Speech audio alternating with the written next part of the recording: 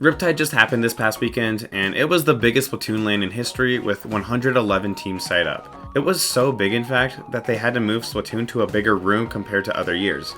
This isn't even mentioning the fact that many teams have more than 4 players, and that plenty of spectators went too. It was truly a magical weekend for so many of us since we were all able to see and connect with each other either for the first time or the first time in a year. Needless to say, it was an absolutely incredible experience.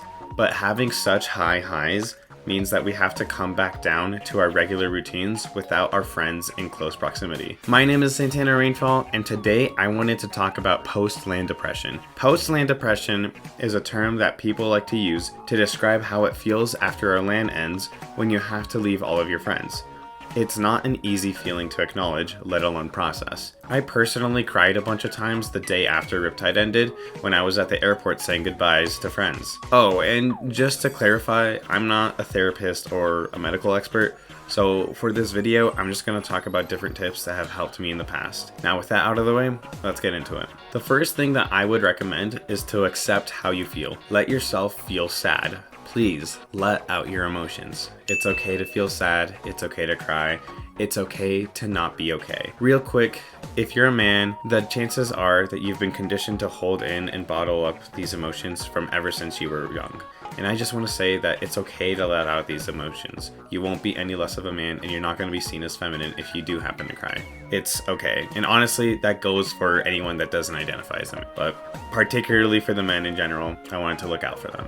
If you don't let yourself feel these emotions, then they're going to get bottled up, and you're going to feel more stressed, you're going to feel more anxious, and you're going to feel more depressed. It feels good to let it all out, so don't let yourself hold it all in. While it is okay to process our emotions and to acknowledge that they exist, we still want to be able to move past them in a constructive way where we can feel better about ourselves. This is where having regular communication and contact can be really helpful. Make friend servers where all of your friends can easily talk to each other and easily call each other. Do event nights where everyone does an activity together. Obviously, we can't do things like get food together, but there's still a lot of options that can help. Things like game nights and movie nights can be really beneficial to not only keeping contact, but to further develop our relationships. I was talking with one of my friends and he told me about this idea where a VC in a server could function as a living room of sorts, where whenever you're online, you can sit in the VC, and if someone else feels like walking in, they can join easily. Things like that can help us stay connected so that it doesn't feel like we're far apart even when we are. We can't always expect people to be online though, so that's where practicing self-care can be really helpful. Self-care is the act of doing things for yourself to help yourself feel better. For me personally,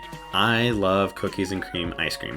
So I go to the store and I buy a whole gallon full of it so that I can snack on it in peace. Some people like to eat comfort food, some people like to lay down, and some like to take relaxing baths. We're all different, and it's up to you to figure out what helps you feel better. Sometimes it's not enough though. These methods can be helpful for a lot of us, but sometimes these emotions are so strong that they disrupt our ability to function in day-to-day life. If you're struggling to get out of bed, make yourself food, or do household chores, that's where I would recommend seeing a therapist. I'm a personal believer that therapy has the potential to benefit everybody, but I know that there's stigma around therapists and mental health. Going to see a professional can be really beneficial, however. For those who haven't been to a therapist before, let me describe it for you based on my own personal experience. Therapy isn't a miracle drug that will suddenly fix you and all of your problems, but rather it's a relationship that you build with a professional who has experience, who can give you tools to help deal with the struggles that day-to-day life can present. Therapy takes time to be effective, and it requires a lot of trust between you and your therapist. If you don't feel comfortable with your therapist, it is completely okay to switch to a different one. And not only that, but different therapists specialize in different areas. There are therapists that specialize for couples, ADHD, LGBT, autism, etc. It does take a little bit of work, but taking the time to find a therapist that's suited to your specific needs can make a big difference. A downside to therapy is that it's not always easily accessible, as it can be very expensive. If your insurance covers it, please try to take advantage of it. If you happen to be a college student, a lot of colleges offer counseling sessions for free. It'll vary from school to school, but it'll generally be free for a fixed amount of sessions, and then it'll cost a specific amount for every subsequent session. The school that I currently go to offers 10 free sessions, and then sessions after the 10th cost $5, which is incredibly affordable. Do some digging to see what you can do, because it can really be a really big help. That's all I've got though for today.